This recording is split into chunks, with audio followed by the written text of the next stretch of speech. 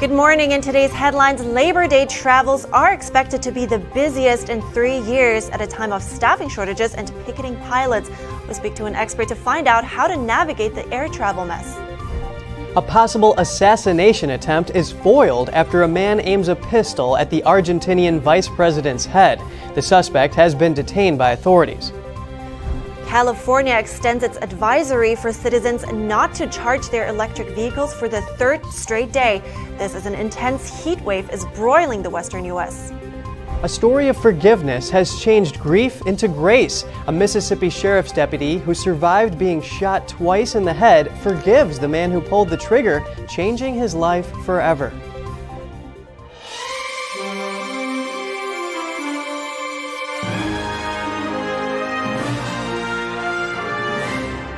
Good morning. Welcome to NTD. I'm Kevin Hogan. Good morning, and I'm Evelyn Lee. It's Friday, and we're heading straight into the Labor Day weekend.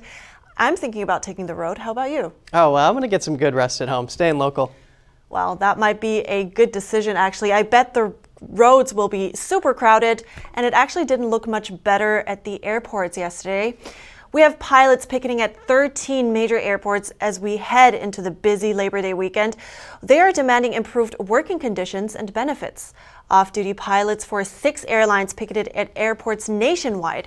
They have faced fatigue in recent months because of an ongoing shortage of pilots. Allied Pilots Association Chairman Dennis Tager recently expressed that pilots are beyond exhausted and that airlines are trying to get them to fly to the maximum. And a similar story over in Germany. Lufthansa pilots went on strike Friday morning, forcing the German airline to cancel hundreds of flights, stranding vacationers. The labor union Vereinigung Cockpit called on more than 5,000 Lufthansa pilots to stage a 24-hour walkout, saying the latest round of wage talks had failed. The airline says it canceled about 800 flights at its main bases in Frankfurt and Munich, affecting 130,000 passengers. The airline says it's working hard to minimize the impact of the strike. The labor dispute catches the airline in the middle of the high season, when many vacationers are still traveling and business travel is picking up again. And millions are set to travel in the U.S. as well. This holiday weekend, travel app Hopper estimates that over 12.5 million passengers are scheduled to fly from U.S. airports over the Labor Day weekend. It comes on the heels of a summer of massive flight cancellations, though. About 55,000 flights were canceled in the U.S. since the Friday before Memorial Day. That's according to data from flight tracking site FlightAware, and nearly a quarter of U.S. flights were delayed this summer. Weather and air traffic control staffing issues reportedly added to those disruptions. So how should we navigate the air travel chaos? We're bringing in McLean Robbins, the owner of Lily Pond Luxury Travel, to tell us what to look out for this weekend. Good morning, McLean. Good morning. Thanks for having me. This Labor Day weekend is going to be the busiest in 3 years in terms of travel. So how should we navigate the airport chaos? Any best practices to not run into any bad surprises at the airport? Absolutely. The first one is just keep your fingers crossed, because there are really so many things like the weather beyond your control. But I have 4 really simple tips for you. The first one is just to take the earliest flight. When you take the earliest flight, you have the least chance of your flight having an issue, such as being delayed from coming in from another city. Also, if there are problems, you have the whole day to deal with it, particularly when you're just traveling for a short weekend. The next would be to fly direct if possible. Often the direct flight is the most inexpensive flight, but if it's not, consider that cost-benefit analysis of if there is a risk of traveling, that you might want to take that short flight just in case, so that you save time and avoid problems. The next is to avoid checking a bag wherever possible. There have been more lost bags this summer than ever before, and it's really, really important that you make sure that you and your things arrive on time, particularly for just a short weekend. And the next is to pay a little bit for premium service. Invest in Global Entry, which comes with TSA PreCheck or TSA PreCheck on its own. Many of your credit cards will cover it, and that will help speed you through security a little bit faster and make it so that you don't have to arrive to the airport quite as fast. Wow, that's awesome, and I think I will keep that in mind for some of the future travel I have. But let's also talk about the cancellations we had so far. And we had pilot protests nationwide, like we just mentioned on the show. So how big of an issue will this be this weekend? We definitely see that this is going to be an issue. The Lufthansa cancellation caused lots of headaches for us in the travel advising field yesterday. That said, really, it's going to be a factor of weather this weekend that's probably going to drive the majority of cancellations. So I would plan to arrive to the airport at least 2 hours before your flight, 3 or even 4 hours if you have an international flight. Pack that book, pack that patience, and just hope for the best. Honestly, once you're at the airport, there's not much you, the passenger, can do. And what about passenger compensation? I mean, if someone gets stranded, I don't know if if weather is at fault, if you necessarily get compensation, but what about if the airline is at fault? Can you give us a quick overview of what we can expect from airlines and what passengers can ask for if something happens? Absolutely. The Department of Transportation has launched a new dashboard that covers airlines' different customer commitments, but you can always go to their websites as well. Generally speaking, when weather is at play, your rights as a passenger are less than if the airline has mechanical or flight staffing issues.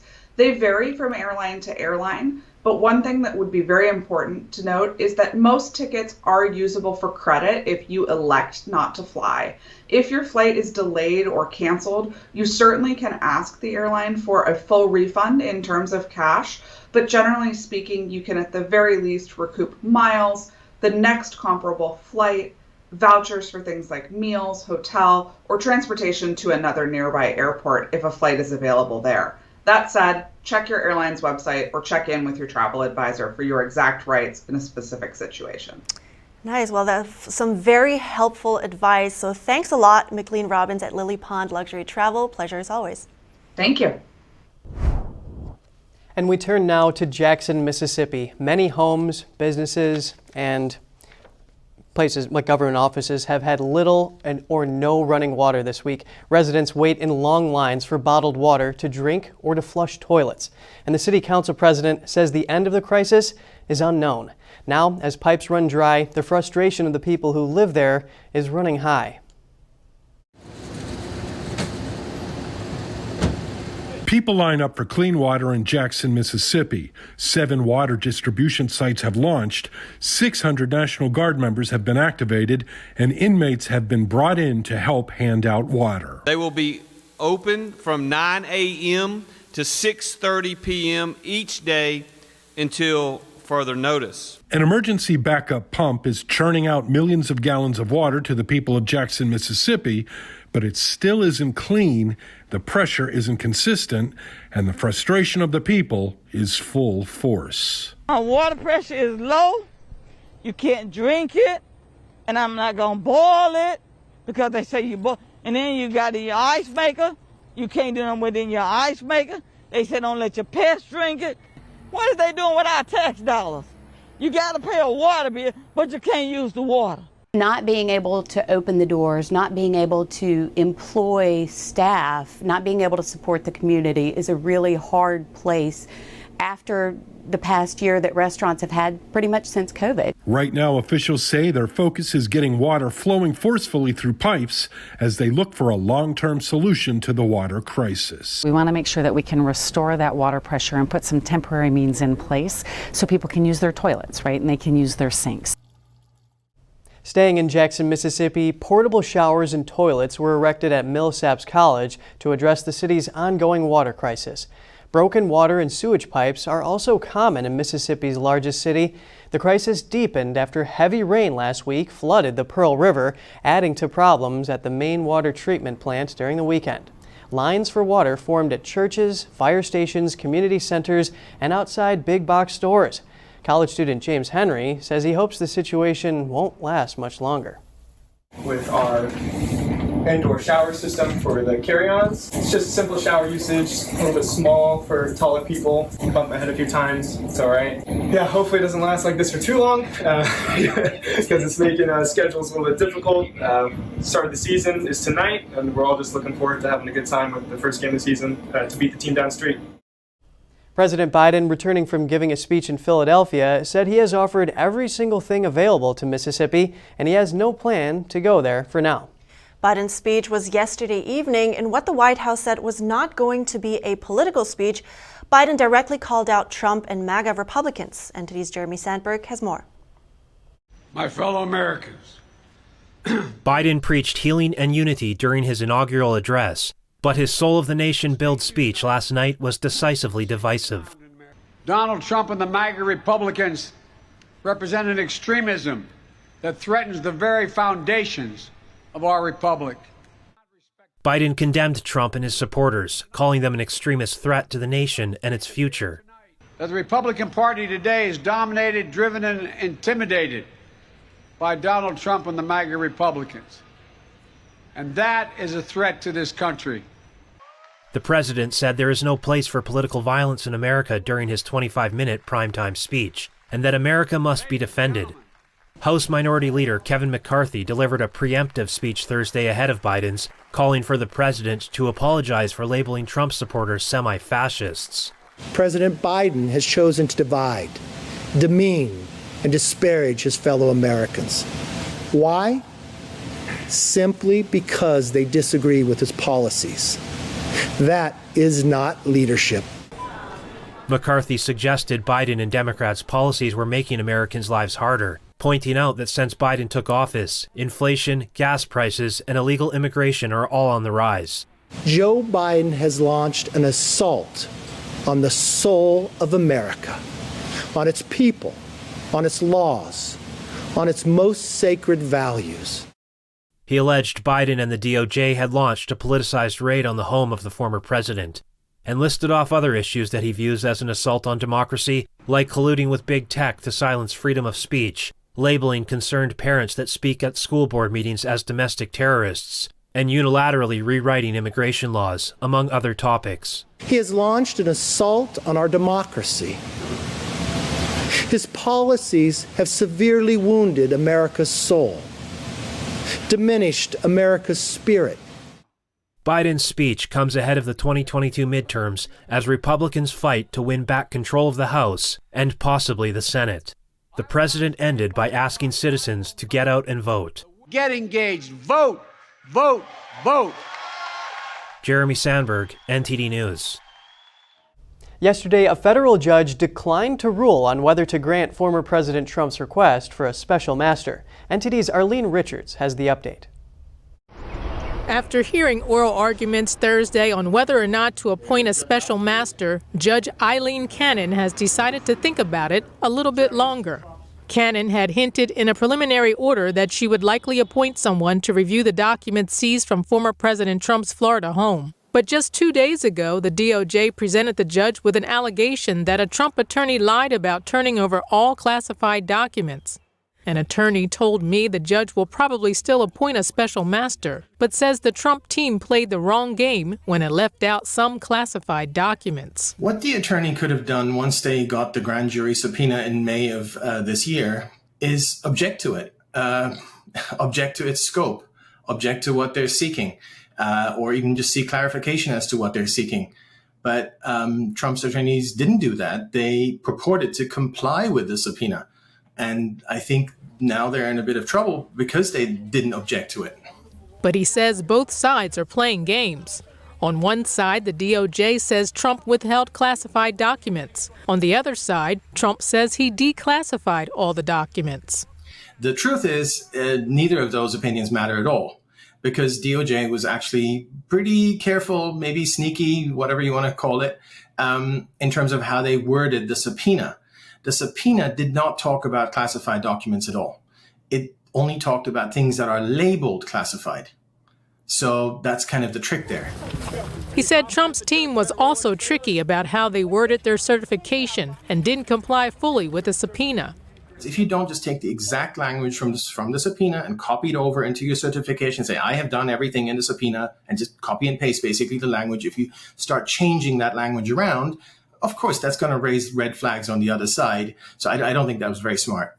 According to the attorney, the subpoena issue has nothing to do with whether the court should appoint a special master. And a photo of top secret documents that the DOJ gave to the court should not have been submitted. Arlene Richards, NTD News, New York.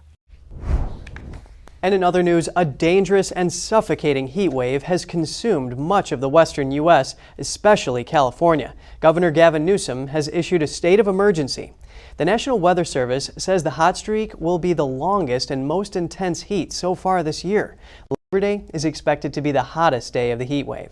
Newsom noted that the extreme drought conditions limit hydro energy power sources as water reservoirs run low. He says that this adds to the lack of energy reliability. Authorities remind people that the heat is deadly and to use common sense. California has extended its advisory for citizens not to charge their electric vehicles for the third straight day. This comes on the heels of the state banning gas-powered cars by 2035. The most recent statewide call for electricity conservation has been issued for today from 4 to 9 p.m. The advisory covers the time of day when the grid is most stressed from higher demand and less solar energy. It urges consumers to conserve power by setting thermostats to 78 degrees or higher and avoid the use of major appliances. It also asks them to turn off unnecessary lights and not charge their electric vehicles. The state has faced criticism for how it is implementing its cleaner energy policies. The big difference is that wind and solar power, which seems to be the trend, is part-time power, and you need a full-time power supply to make your electric grids work. Electric grids store no power. That means that demand must be met by supply all the time, and they're just chronically short of electricity, and it's going to get worse because they just aren't building enough replacement energy fast enough, and they want to rely completely on wind and solar. California lawmakers passed a bill to extend the life of the state's only nuclear power plant just yesterday. And coming up next, a possible assassination attempt is foiled after a man aims a pistol at the Argentinian vice president's head. And Burma's ousted leader Aung San Suu Kyi is sentenced to 3 years imprisonment. The verdict comes after she was found guilty of election fraud. Stay tuned for more after the short break.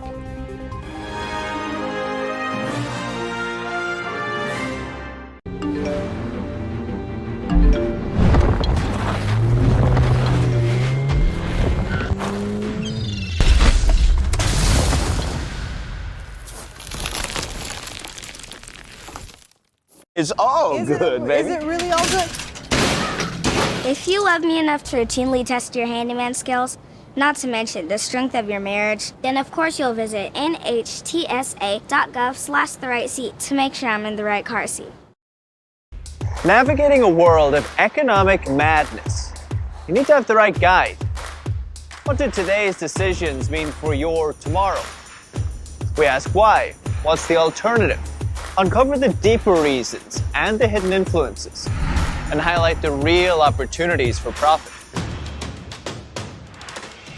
At NTD Business, we connect the dots for you. Good evening. Thanks for joining us. NTD Business. I'm Paul Green.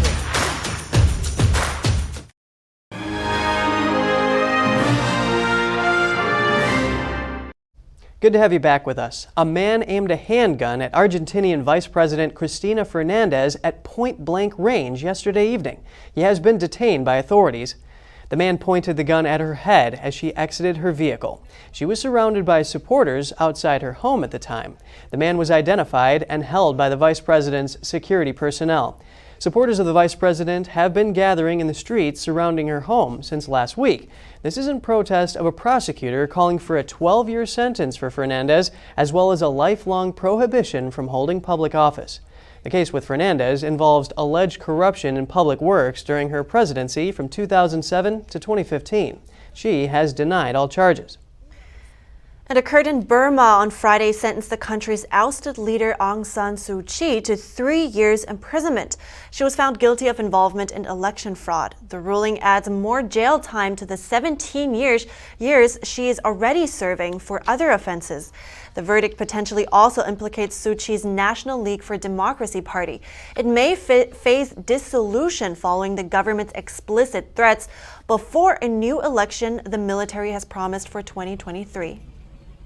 U.S. federal agents have searched 3 properties linked to a billionaire Russian oligarch. A $120 million yacht belonging to the Russian was previously seized in April. The oligarch is said to have ties with Russian President Vladimir Putin. Here's NTD's Cost Temenes with more on this. Agents searched a high-rise in Manhattan, as well as an estate in the posh beach community of Southampton, New York, and an exclusive Miami island. A person familiar with the matter confirmed that billionaire Victor Vekselberg was the target of the searches. The person was not authorized to speak publicly and did so on condition of anonymity. The FBI confirmed it was at a Park Avenue building and the Southampton estate on Thursday, but would not provide any more information. FBI officials and Homeland Security agents were observed carrying boxes out of 2 of the Russians' properties. Vekselberg's assets, which include a private jet worth $90 million, have also been frozen. There was no immediate response to a request for comment sent to lawyers who have represented Vekselberg. Kostem NS, NTD News. The FDA and the CDC have approved the new Pfizer and Moderna COVID-19 boosters. The FDA authorized the updated boosters on Wednesday, and the CDC signed off on Thursday. The new boosters target the Omicron subvariants known as BA4 and BA5. Pfizer's booster is authorized for people 12 and older. Moderna's has been authorized for those 18 and older. But the preclinical data for the newly authorized shots are based on just mice, not humans. Authorities say waiting for human trial data would have made the updated boosters outdated. John Moore is a vaccine expert at Weill Cornell Medicine. He says authorizations that rely on mouse data are unprecedented, but he is not concerned about the safety. He says it's still the same vaccine with just a small tweak. And coming up, a deputy sheriff from Mississippi was shot twice in the head by an armed kidnapper. After waking up from a coma and hitting rock bottom, a change of heart leads to his recovery. That and more after the break.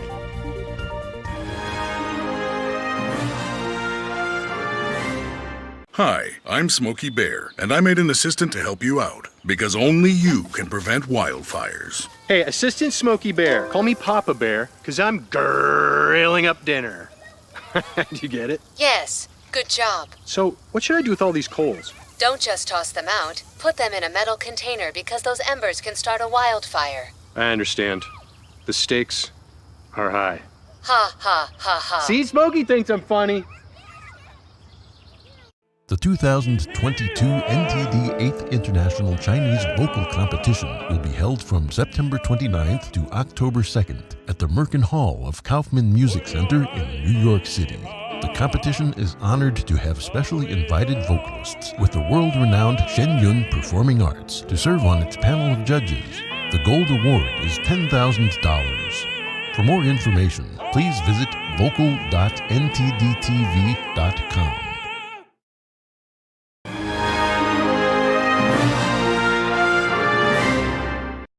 Welcome back. The power of forgiveness.